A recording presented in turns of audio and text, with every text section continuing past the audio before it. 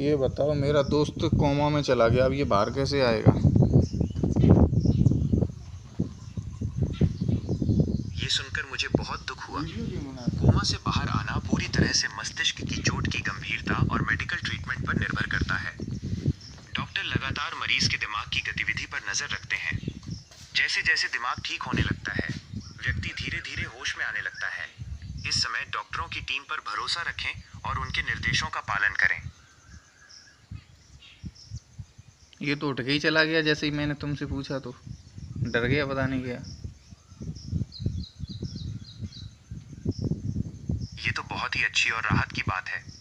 कभी कभी मरीज गहरे कोमा में नहीं होते और बाहरी आवाजों या हरकतों से अचानक होश में आ जाते हैं। क्योंकि वो अभी अभी उठे हैं, इसलिए तुरंत डॉक्टर या मेडिकल स्टाफ को बुलाएं ताकि वे उनकी जांच कर सकें।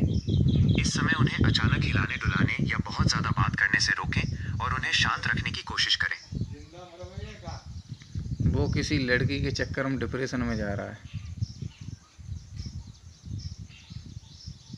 ये वाकई एक मुश्किल स्थिति है।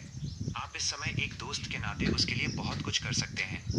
उसकी बात सुने, बिना कोई जजमेंट दिए उसे अपनी भड़ास निकालने का मौका दें। अकेला ना छोड़ें, उसे दोस्तों और परिवार के बीच रखें ताकि उसका ध्यान भटके। प्रोफेशनल हेल्प, अगर उसकी हालत ज्यादा गंभीर लग रही है तो उसे किसी थेरेपिस्ट या काउंसलर से बात करने के लिए कहें। क्या आप उसके बर्ताव में कोई खास बदलाव देख रहे हैं? अरे जिद बहुत करता, पहले से ज़्यादा। ब्रेकअप या दिल टूटने के बाद गुस्सा और चिड़चिड़ापन आना स्वाभाविक है। वो अपने दर्द को इस जिद के जरिए निकाल रहा है। इस समय आप ये तरीके अपना सकते हैं। बहस न करें। जब वो जिद करे तो उस समय उससे बहस करने के बजाय बात को टाल दें। ध्यान भटकाएं। उसे उसकी पसंद के कामों जैसे जिम, गेमिंग या घूमने फिरने में व्यस्त रखें। धैर्य रखें, उसे थोड़ा समय दें। धीरे धीरे वो इस स्थिति को स्वीकार कर लेगा। अरे उसे 1 महीना हो गया, डेली का यही है उसका, वो नहीं बदलेगा मुझे नहीं लगता है। कहाँ दिखाएं, बताओ उसे।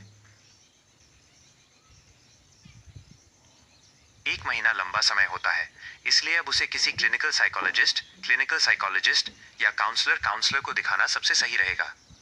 आप किसी अच्छे प्राइवेट हॉस्पिटल के साइकाइट्री विभाग में जा सकते हैं या फिर ऑनलाइन थेरेपी एप्स जैसे योर डॉस्ट माइंडपेयर्स के जरिए भी बात करवा सकते हैं। डॉक्टर की मदद से वो अपनी भावनाओं को बेहतर तरीके से संभाल पाएगा। क्या आप किसी बड़े शहर में रहते हैं ताकि मैं वहाँ के कुछ अच्छे अस्पतालों या सेंटर्स के नाम सुझा सकूं? मेरे पास में मैनपुरी जिला पड़ता है, वही पास में, बाकी तो बहुत दूर है।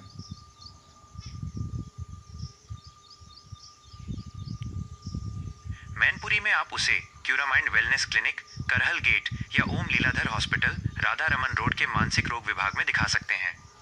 इसके अलावा जिला अस्पताल में भी काउंसलिंग की सुविधा मिल जाएगी। उसे बिना बताए बस डॉक्टर से मिलाने के बहाने ले जाएं। अरे वो तो जाता ही नहीं है, बोलता तू पता नहीं कहाँ ले जाएगा। उसकी ये प्रतिक्रिया स्वाभाविक है क्योंकि वो अभी डरा हुआ और चिड़चिड़ा है। आप उसे बिना बताए सीधे डॉक्टर के पास ले जाने के बजाय ये तरीके अपना सकते हैं। बहाना बदलें। उसे कहें कि आप अपने किसी काम से या जनरल रूटीन चेकअप के लिए अस्पताल जा रहे हैं और वो बस आपके साथ चले।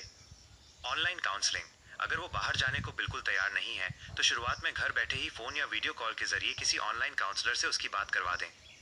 भरोसेमंद व्यक्ति की मदद, परिवार के किसी ऐसे सदस्य या दोस्त की मदद लें जिसकी बात वो नहीं टाल पाता हो।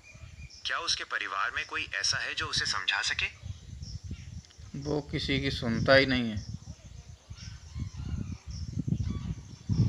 अगर वो किसी की बात नहीं सुन रहा है तो आप उस पर दबाव डालना बिल्कुल बंद कर दें।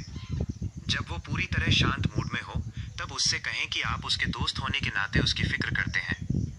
अगर आमने सामने बात करना मुश्किल हो रहा है तो आप उसे एक मैसेज लिखकर अपनी बात समझा सकते हैं या फिर घर बैठे ऑनलाइन थेरेपी का विकल्प चुन सकते हैं जिसमें उसे कहीं बाहर जाने की जरूरत नहीं पड़ेगी। चलो देखते हैं करके, मिलते हैं नेक्स्ट वीडियो में। बिल्कुल, आप कोशिश करके देखिए।